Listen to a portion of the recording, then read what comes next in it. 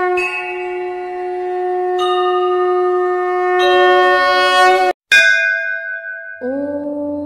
सत्यदेवाय नमः। ॐ सत्यमने नमः। ॐ सत्यभूतये नमः। ॐ सत्यपुरुषाय नमः।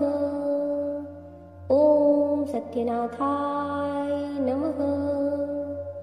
ॐ सत्यसाक्षिणे नमः।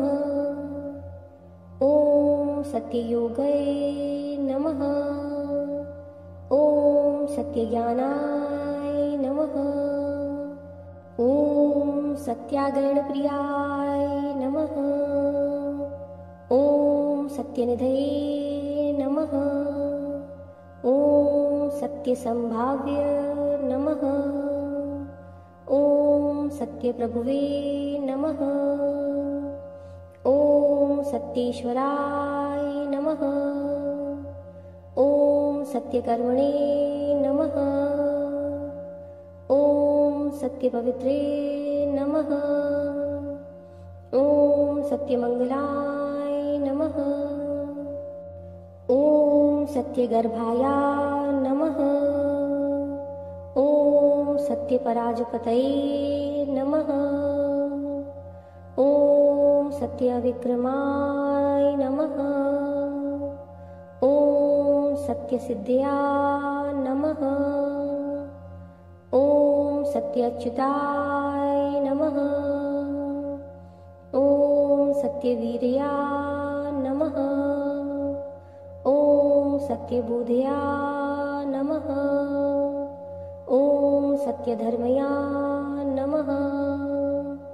ॐ सत्याग्रजाय नमः। ॐ सत्यसन्तुषहतया नमः। ॐ सत्यावरहया नमः। ॐ सत्यपरायणाय नमः।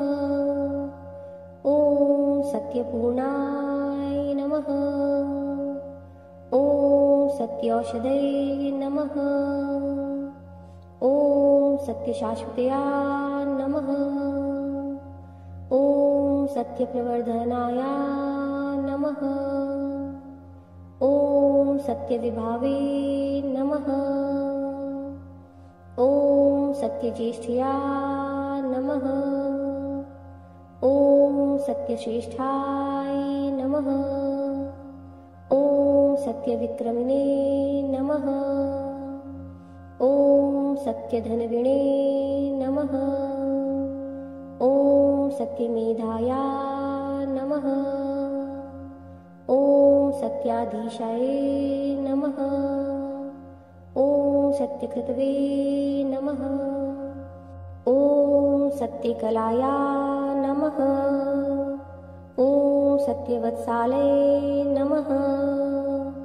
ॐ सत्यवसावे नमः।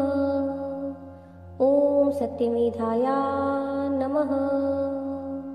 ॐ सत्यरुद्रया नमः। ॐ सत्यब्रह्मणे नमः। ॐ सत्यमृतया नमः। ॐ सत्यावेदाङ्गया नमः। ॐ सत्यचतुरात्मने नमः। ॐ सत्याभोक्त्रे नमः। ॐ सत्यशुचये नमः। ॐ सत्यार्जिताय नमः। ॐ सत्येन्द्रिया नमः। ॐ सत्यसङ्गराय नमः। ॐ सत्यस्वर्गया नमः। ॐ सत्यनियमन् नमः। ॐ सत्यमेधाय नमः। ॐ सत्यविद्याय नमः। ॐ सत्यापीयूषाय नमः। ॐ सत्यमोहया नमः।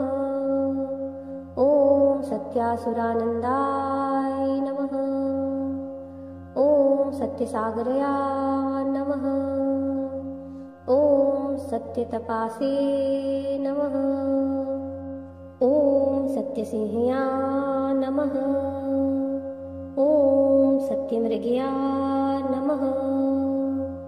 ॐ सत्यलोकपालकाय नमः। ॐ सत्यस्थिततया नमः। ॐ सत्यादिकपालकाय नमः। ॐ सत्यधनुर्धराय नमः। ॐ सत्यम्बुजाय नमः। ॐ सत्यवाक्यया नमः। ॐ सत्यगुरावे नमः। ॐ सत्यसाक्षिणे नमः। ॐ सत्यन्यया नमः। ॐ सत्यसमृद्धया नमः। ॐ सत्यसाम्प्रदाय नमः। ॐ सत्यवाहनाय नमः। ॐ सत्यवायुवे नमः। ॐ सत्यशिखराय नमः। ॐ सत्यानन्दै नमः। ॐ सत्याधिराजै नमः। ॐ सत्यश्रीपादै नमः। ॐ सत्यगुह्या नमः। ॐ सत्योदर्या नमः। ॐ सत्यहृदयाय नमः। ॐ सत्यकमाले नमः। ॐ सत्यनालै नमः। ॐ सत्यहस्ताय नमः। ॐ सत्यबहवे नमः। ॐ सत्यमुखाय नमः। ॐ सत्यजीवाय नमः। ॐ सत्यादौनश्या नमः। ॐ सत्यनाशिकया नमः। ॐ सत्यश्रोत्र्या नमः। ॐ सत्यचक्षसे नमः। ॐ सत्यशिरासे नमः। ॐ सत्यमुकुटया नमः। ॐ सत्यम्बराय नमः। ॐ सत्यभारणाय नमः। ॐ सत्यायुधया नमः। ॐ सत्यश्रीवल्लभाय नमः। ॐ सत्यगुप्ताय नमः। ॐ सत्यपुष्कराय नमः। ॐ सत्यगुप्त्या नमः। ॐ सत्यभामावतारकै नमः। ॐ सत्याग्रहिरूपिणे नमः। ॐ सत्यप्रहरणायुधया नमः। जय श्री सत्यनारायण भगवान।